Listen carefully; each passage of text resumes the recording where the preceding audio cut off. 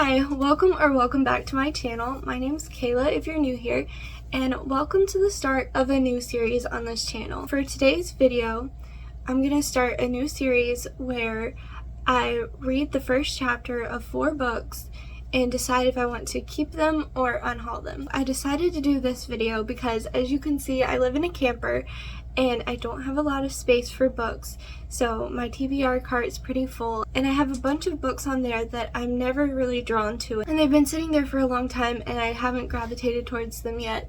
So I wanted the opportunity to be able to get rid of them if they're not something I'm interested in, but I didn't want to get rid of them without giving them a chance. So for today's video, I picked 4 Christian nonfiction books because that's what I have the most of on my cart right now, because they're what I read the slowest, and I tend to pick them up when I find them in thrift shops. So they gather on my shelf just like other books do, but I don't read them as quickly as other books. The reason I chose these 4 books are because they are the 4 biggest, so they take up the most space. So if I'm not interested in any of these, they'll give me more space on my cart. So I'll go ahead and show you what the 4 books are, and then we'll get into the video. So the first book I picked up was The Hole in the Gospel by Richard Stearns.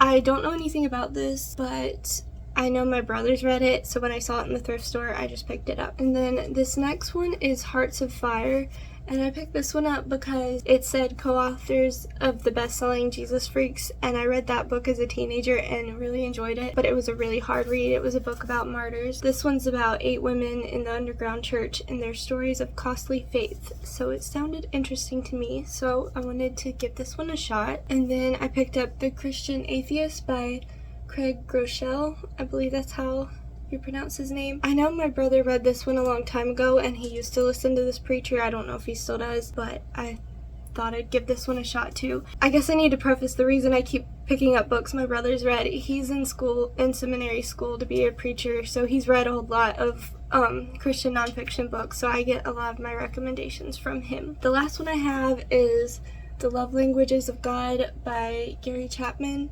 I know Gary Chapman wrote the Love Languages book about how people express love languages, but I believe this one is more focused on God's love languages, or I don't really know.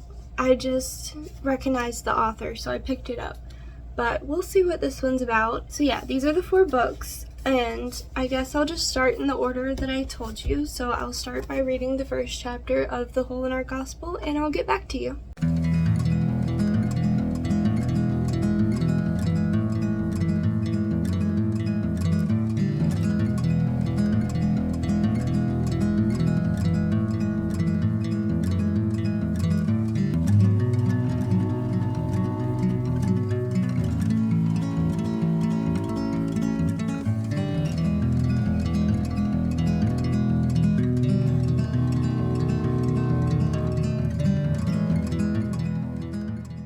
I just read the first chapter of The Hole in Our Gospel, and wow, that was really convicting.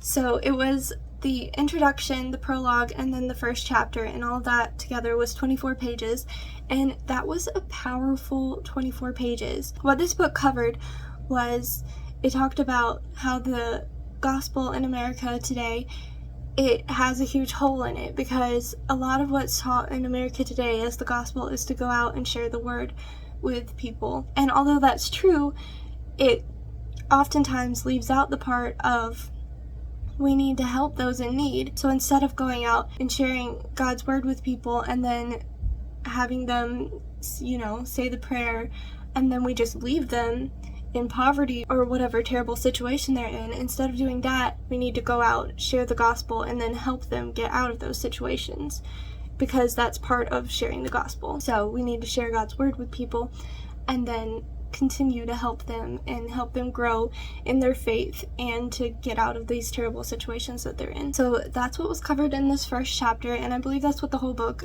talks about. But yeah, it seems like an obvious, yes, you need to help people kind of thing, but the way the book describes the churches in America today was very convicting, and it definitely makes me want to read more of this. So that was the first chapter of that one. Now I'm going to read the first chapter of Hearts of Fire and see how that goes. And I'll get back to you when I'm finished reading it.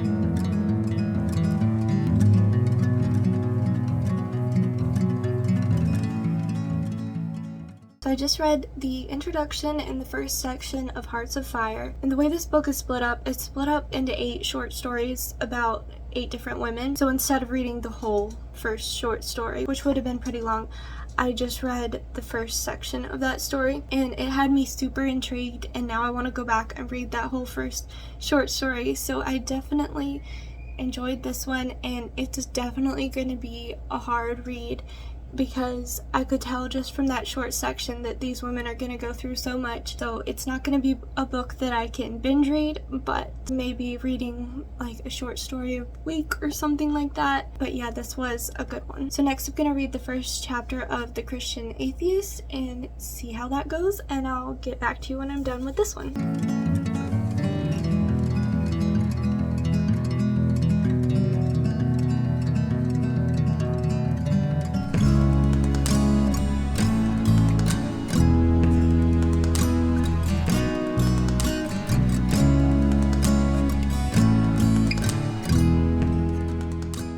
I just read the introduction to The Christian Atheist. I didn't really feel the need to read the first chapter because the introduction was up to page 27, and I felt like I got a good feel for Craig Groeschel's writing and what this book's going to be about, and I really enjoyed that introduction. It was also a very convicting book, just like The Hole in the Gospel. He talked about how growing up he was basically a Christian atheist, which means he believed in God and he called himself a Christian, but he didn't live like a Christian. And it talked about how a lot of people today are like that, and that's what this book's going to be about. So yeah, I thought that introduction was very interesting, and I am intrigued to read more of this one. So now I'm moving on to the first chapter of the final book for this video, which is The Love Languages of God. So I'll get back to you after I've read this first chapter.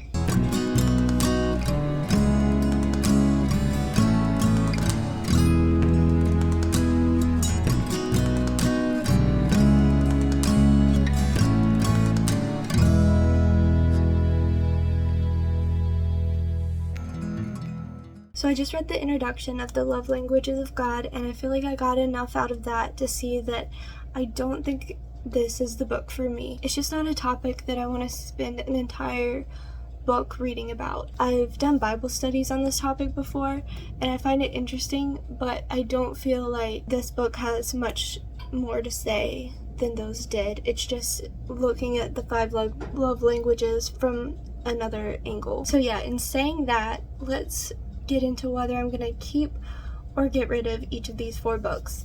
So as you can probably tell, I'm not really interested in reading this one, so I'm going to unhaul this one. And then The Christian Atheist I was very interested in, and the writing was just the kind of writing style of nonfiction that just kind of pulls you in and keeps your interest. So I definitely want to keep this one, and I'm interested in continuing on with it. And then Hearts of Fire, I definitely was interested in this one, and I do want to keep reading it. It's probably going to sit on my shelves for a long time because I'm probably going to pick it up and read a story at a time.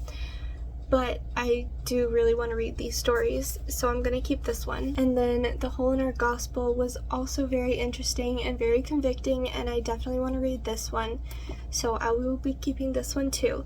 So we only unhauled 1 book out of these 4, but that's okay. That's 1 less for the shelf, and it's given me a motivation to read these 3. So hopefully I'll get to these sooner rather than later, and then those can be more off of my TBR shelf. So yeah, that's it for this video. I would love to do this again. I've got plenty more books on my TBR shelf that I can go through. So if you enjoyed this video, stick around for more in the future. And also, if you enjoyed this video, please like and subscribe. It really helps my channel out. And let me know in the comments down below if you've read any of these books or if you have any recommendation for Christian nonfiction. I would love to hear your thoughts in the comments down below.